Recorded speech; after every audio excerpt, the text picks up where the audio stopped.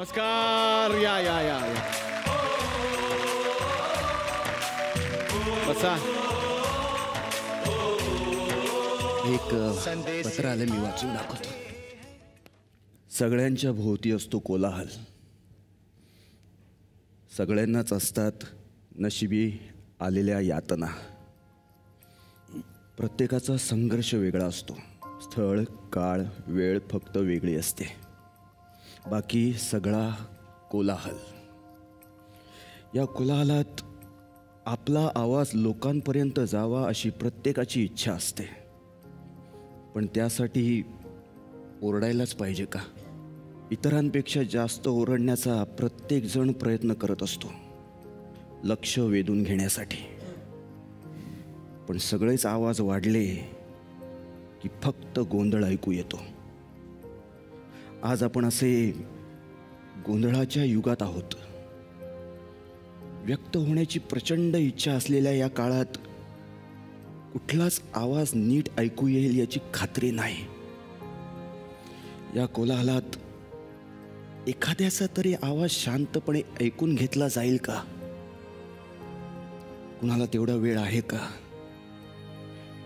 प्रत्येकाला आपल्या वेदनेची जाहिरात करायची आहे.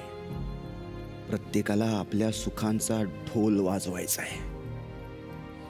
अशा वेळी आपलं म्हणणं पोचवायला एक शांत संयमी स्वर हवा असतो. वेदना गिळून आशेचं स्वप्न बघणाऱ्या कलावंताला हा स्वर सापडतो. भोवताली जगण्यासारखं बघण्यासारखं खूप काही आहे, याचा शोध घेणाऱ्याला हा स्वर सापडतो. आपल्या पलीकडे बघण्याची ताकद असलेल्या माणसाला हा स्वर सापडतो. बाकी करोडो लोक आरशात बघून बोलतायत असं वाटतं. कारण त्यांचं विश्व तेवढंच मर्यादित असतं, आरशापुरतं, आत्मकेंद्रित. लोकांची धावपळ आणि गोंगाट बघून ससा आणि कासवाच्या गोष्टीची आठवण येते. ससा उड्या मारतो, दिसतो भारी, ऐटीत गवत खातो आणि सगळ्यांचं लक्ष वेधून घेतो. वेगवान असणारा, सतत आपल्याकडे लक्ष वेधून घेणारा पांढरा शुभ्र ससा म्हणजे थोडक्यात सगळा मसाला असलेला व्यावसायिक सिनेमाच असतो.